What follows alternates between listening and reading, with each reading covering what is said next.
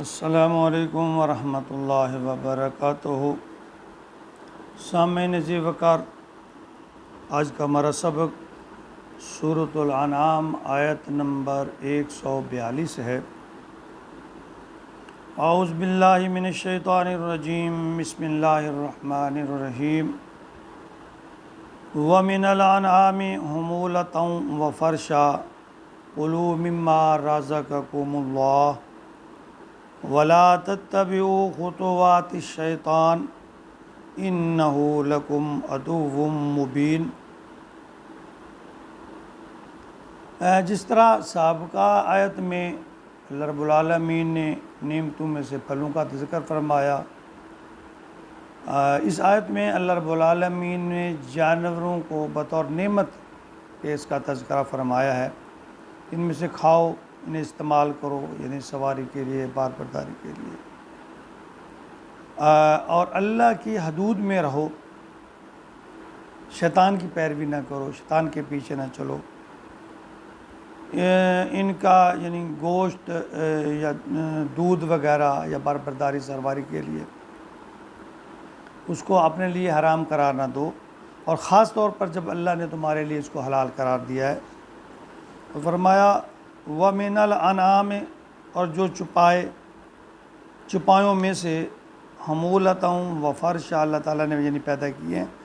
وہ بوجھ اٹھانے والے ہیں، اور حمولتاً یعنی اس وزن اٹھانے والے ہیں، یا فرش زمین پر لگے ہوئے ہیں، یعنی چھوٹے قد والے ہیں۔ بوجھ اٹھانے والوں میں گھوڑے، کچر یا اس طرح کے گدھے یا اونٹ وغیرہ کے جانور جو ہیں انسان کی خدمت کے لیے اللہ تعالیٰ نے ان کو پیدا کیا، اور چھوٹی جسامت سے مراد بھیڑ بکریاں ہیں، چھوٹے جانور ہیں جو۔ تو اللہ تعالیٰ نے فرمایا کُلُوا مِمَّا رَزَقَكُمُ اللَّهُ، کہ کھاؤ ان میں سے جو اللہ نے رزق دیا تم کو، وَلَا تَتَّبِعُوا، نہ پیروی کرو، خُطُوَاتِ الشَّيْطَانِ، شیطان کے قدموں کی، شیطان کے پیچھے نہ چلو، اِنَّهُ، بے شک وہ ہے، لَكُمْ، تمہارے لیے، عَدُوٌّ مُّبِينٌ، تمہارا دشمن ہے، وہ تمہارا صریح کھلا دشمن ہے، اس کے کہنے پہ نہ چلو۔ اس آیت میں اللہ تعالیٰ نے حلت و حرمت اور کھانے یا نہ کھانے کے متعلق جو خود ساختہ ضابطے لوگوں نے بنا رکھے تھے، اور جس کا ذکر کافی آیات میں آتا ہے، جو کہ مشرکین ایسا کیا کرتے، تو اللہ تعالیٰ نے ان اعمال کو شیطانی اعمال قرار دیا اور فرمایا کہ شیطان تمہارا کھلا دشمن ہے، اس سے محتاط رہو، اس کے کہنے پہ نہ چلو، وہ تمہارے بہکانے کا کوئی موقع ہاتھ سے جانے نہیں دیتا۔ تو کسی جانور کو، یعنی کفاروں کے بارے میں کہا جاتا ہے کسی جانور کو مرد کے لیے حلال تو کوئی عورت کے لیے حرام، کسی جانور کا نر حلال تو کسی کا مادہ حرام، یعنی یہ عجیب اصول بنا رکھے تھے مشرکین مکہ نے۔ تو اس پر ستم ظریفی کے کہ ان سب باتوں کو وہ پھر اللہ کی طرف منسوب کرتے۔ سورہ یاسین آیت نمبر 71 اور 72 میں اللہ رب العالمین فرماتے ہیں اولم یروا انا خلقنا، کیا تو نے نہیں دیکھا، تو نے نظر نہیں دوڑائی کہ ہم نے پیدا کیا ہے تمہارے،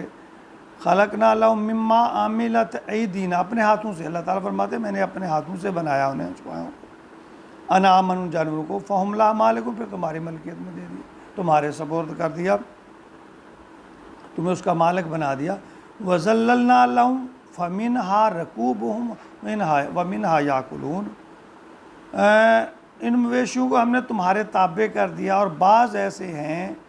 جن پر تم سواریاں کرتے ہو، اور بعض کا تم گوشت بھی کھاتے ہو۔ تو حلت و حرمت کے بارے میں تو اللہ رب العالمین نے اپنے پیارے محبوب کو بھی سخت الفاظ میں تنبیہ فرمائی۔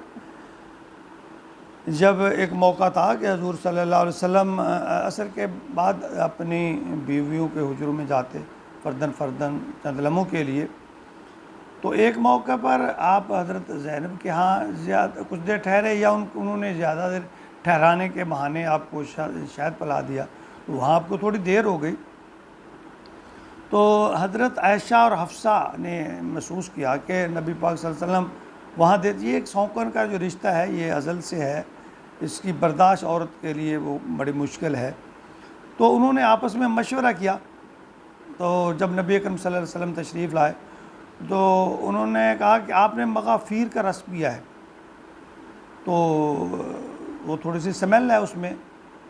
تو آپ نے فرمایا میں نے تو شہد پیا تھا، تو آپ نے پھر اس خیال سے شہد نہ پینے کا عہد کر لیا کہ میں آئندہ جو ہے شہد نہیں پیا کروں گا۔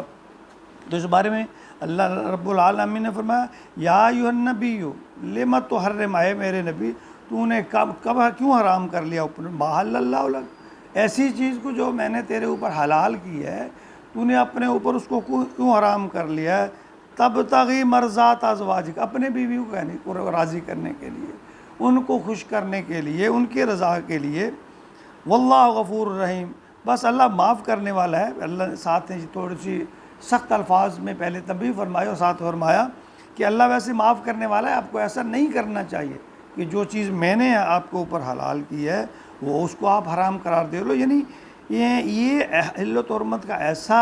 اصول ہے جو اللہ تعالیٰ اپنے نبی کے بارے میں بھی اس کو بھی برداشت نہیں کیا، اس کے بارے میں بھی اللہ تعالیٰ نے فرما دیا کہ آپ کو ایسا نہیں کرنا چاہیے کہ اپنی بیویوں کو خاطر ایسا کام کریں جس کو میں نے حلال کیا آپ حرام قرار دے دیں۔ تو ویسے بھی ہمیں جو چیز اگر آج کے دور میں بھی اگر ہمیں کوئی چیز ایسی ہے جو ہمیں پسند نہیں ہے، جہاں ہماری طبیعت کے موافق نہیں ہے، تو اگر ہم اسے نہ کھانا چاہیں تو نہ کھائیں، لیکن اس میں کیڑے نہ نکالیں، اس کے لیے ایسے الفاظ نہ استعمال کریں یا اس کو اپنے اوپر